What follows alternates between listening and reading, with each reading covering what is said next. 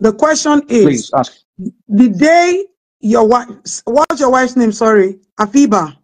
The Afiba. day Afiba was traveling to see Andrew, did she tell you she was going to see Andrew in Port Harcourt or Aba or Abuja or anywhere?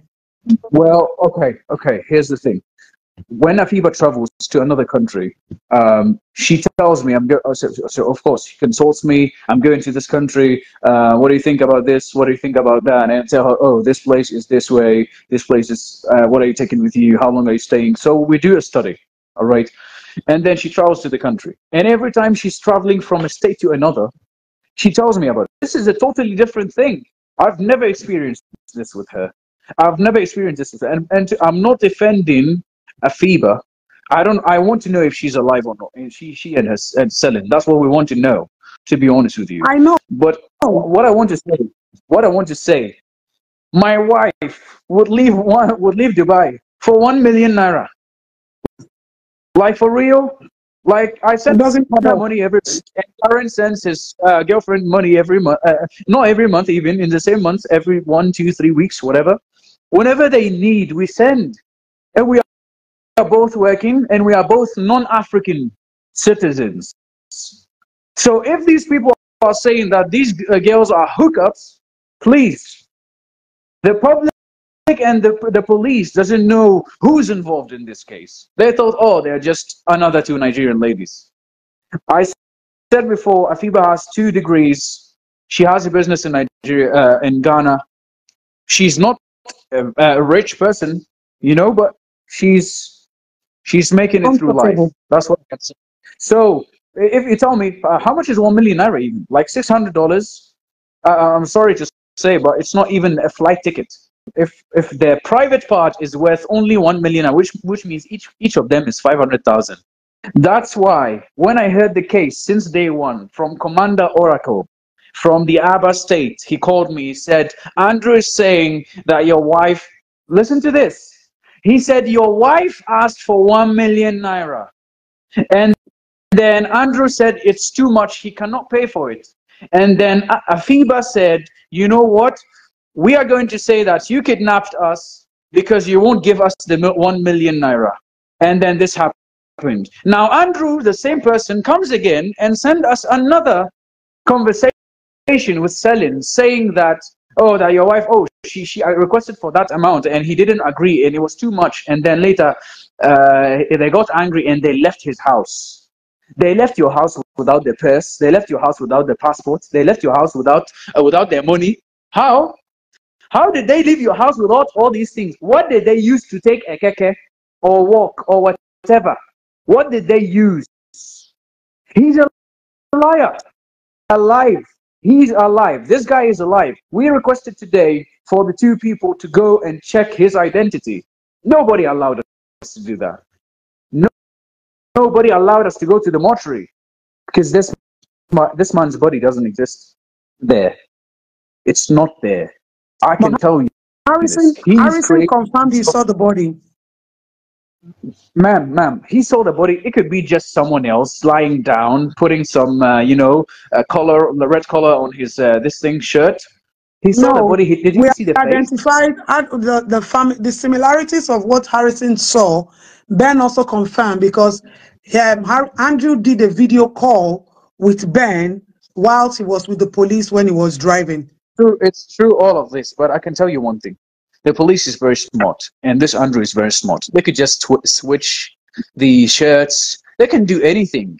It doesn't take them, like, this proof is nothing. Until I put my 2 fingers on his neck, and I see that there's no nerve. His heart is not beating. I would never believe that this guy is dead. Because the Aba police, obviously, they're just ridiculous. I've been calling them, speaking to them, trying to do my best, and they tell me, oh, you know what, Selin might be playing pranks on us, and she just came on Snapchat, and none of that is true. None of that is true. She has never been online, and none of that is true. So they were even favoring Andrew all this time. He had his phone in the cell, he was well fed, he was well groomed, he was well dressed, and he was doing whatever he wants, and he was watching all the allegations against him, and he was creating a compelling story to the public so he can flee from it. That's why I'm saying All of this is a lie. Andrew has created a scenario in his head. He's a psychopath. The way he laid the ladies, the way he laid my wife. I know how my wife sleeps, actually. This is an abnormal. She's not lying normally. She's not Yeah. lying Yeah. normally. Why is her breast covered with the wig? This is really on purpose. It's scripted. It's scripted. It's like a movie. Why is the nakedness of the ladies not showing in the video? Neither of them. The body is perfectly positioned that it covers Selin's body and it covers her body too, which means he knows he's sending this video to the public, and he knows that this video is, if it's published on Facebook or Instagram, it would be taken down because of nudity. So he covered these things, so this would always be on social media and would never be taken down. These are not only assumptions you're making. The very first assumptions we made since day one were all right. 95% of the assumptions we made about Andrew since day one, myself and Selin's boyfriend, were 90% right. We are not saying we are smart, we are not saying we are investigators, but we just think logic and we want to say the truth. So what has been happening now, there's a lot of dragging, there's a lot of delaying in times, there's a lot of non-taking actions. I want to bring two things before I close this call. Two things. First, if that Andrew is saying that they left his house, who was viewing my messages sent to my wife? Who was blue ticking me? Blue ticking means viewed the message, read the message. Reading it, yeah. I was sending my wife messages. He was viewing the messages and he was never replying. He was never replying the messages. And that was until he was arrested on the 8th of May. That guy stopped viewing the messages. The day he was arrested, she went offline forever. He was the one checking everything. He was playing. He was trying to create a compelling. Yes, he had their phones. I'm an engineer. I'm an engineer, and I can tell you two things from all this case. It doesn't add up. First, you can change your IP address without going to another location. You can change your location where I am now. I could literally put myself in America. Second thing, this car is an E2020 220 Mercedes-Benz 2017. That car doesn't have the technology which is called MBUX of Mercedes, which has facial recognition. That car doesn't have it. It's the low model of Mercedes. It's not the S-Class. It's the S-Class and the Maybach that has these options. It doesn't have it.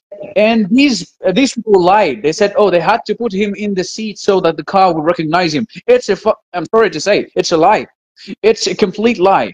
I'm telling you this. This technology doesn't exist in 2017 in Mercedes cars, especially this model. We believe you.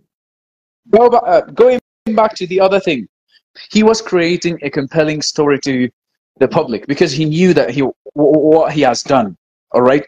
So we want to know the dates that he sent these messages. And he said, oh, when can you come to this? And then there's that 1 million naira. Whatever. We want to see the dates because he could have used their phones, chatted himself from Selin's phone, replied the message, chatted himself again, replied the message. I agree if with you. Look at the time. Possible. I agree with you. Look at the times. These minutes, it's just in the same minute he's replying. And those are not replies of Selin. I spoke to her family, I spoke to her boyfriend. She doesn't reply that way. That's an English reply from an English man. That's not a Nigerian lady's reply. Okay. Nigerian ladies reply a certain way. This is a clearly English reply. He was the person doing all this. And let's bring it up. Let him bring it up. Let him bring it up.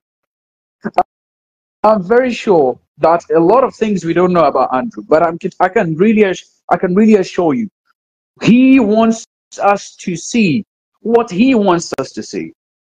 He is creating a story and he's showing us what he wants us to see. He's preventing us from seeing the truth.